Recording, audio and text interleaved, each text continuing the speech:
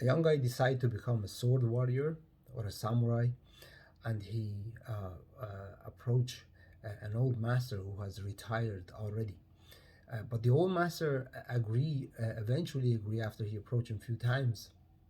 Eventually, he agreed to teach him sword fighting and swordsmanship under condition that the young boy would get up early in the morning, go to the forest, carry some chop some wood, carry some logs, and do all the washing, cooking, cleaning in his cottage and in his training area, what he called the dojang or the dojo. Um, from the next day, when they both agree on this, from the next day the young boy gets up, do all the hard work, cleaning, washing, cooking, um, carrying logs, chopping wood, making fire, whatever. But every time he was busy doing something, the old master would sneak behind him and hit him with the stick in the back. And the first few times, the young boy turned around and asked the master, said, "Master, boy, I'm doing what he asked me to do, or what you told me to do. Why do you sneak behind me and hit me like that?" So the old master would just smile and walk away. So this happened a few times, and it became a daily thing. Every time the young boy was busy doing something, the old master, anytime the old master got an opportunity, he would sneak behind him and hit him with this stick, and he would laugh and walk away then. So after many months, the young boy was by the river near the cottage, or the stream near the cottage, was washing all the dishes, and the old master sneaked behind him again very quietly and very carefully. And as he lifted the stick to hit the young boy with the stick in the back, the young boy lifted the tray that he was washing, and he blocked him without even looking behind his back. So at this moment, the old master smiled and he said, "Wow, now you're ready for uh, learning sword fighting techniques and swordsmanship." And he walked off. The young guy followed him and he said, "Master, excuse me, master, just one moment." I said, "Master, why you didn't teach me all this time? Why did we have to waste all this time instead of me learning sword fighting techniques? Just every day I do the same thing: cleaning, washing, cooking, chopping wood, carrying logs, and do this stuff instead."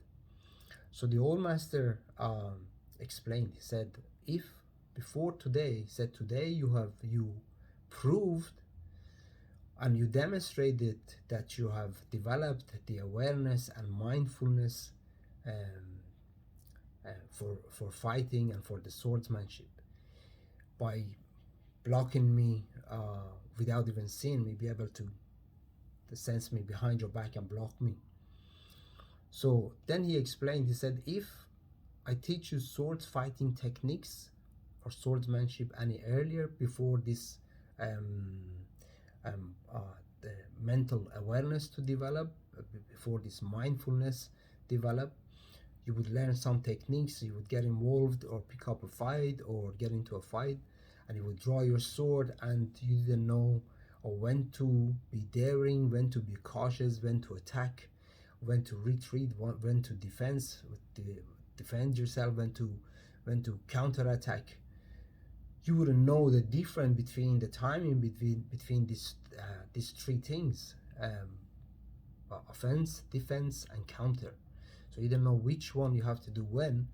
So you would do the daring in the wrong time when the opponent or the enemy was attacking you or drawing his sword. You would be daring, and instead of being cautious, you would walk forward and get your head chopped off. So I said, that way I did not teach you techniques, because I wanted you to develop that mental awareness and mental mind and mindfulness, to be aware and alert, and to be able to maintain your continued awareness, or what the Japanese called kazushi, and be able to uh, be successful in all your fights and be able to save, protect yourself and save your life, and not to just fight without the total mental awareness and without the ability to defend and protect yourself. So that way, nowadays, as we all know, maybe more than 50% of people who practice martial arts, they can be very good martial artists in their club, in their dojos, in their dojangs, in their gyms. But if you come into a self-defense situation or a street situation or just a fight, they cannot fight. Even though they have the techniques, they know the techniques, they have the moves, they have the offensive moves, they have the defensive moves, they have the counter moves, but they haven't developed the awareness and the mindfulness yet. So remember, it's all about balance. You have to be daring and cautious, to be daring when you're meant to be daring, to be cautious when to be meant to be cautious, and remember, the mind have to be developed. Not only the physical technique, but the mind have to be developed through mindfulness techniques, meditation, mindfulness techniques, practicing your defenses with a partner, and whatever the, the methods that you can use to prepare, as or very similar to what the lion cubs do when they're fighting each other. The nails are in, so they don't tear each other apart. But when it comes to a real fight, then the nails will come out and tear their enemies completely apart. So thank you for watching, and in self-defense situation or in normal life, we don't have to be in guard all the time. We have to be aware and alert all the time, but not on guard.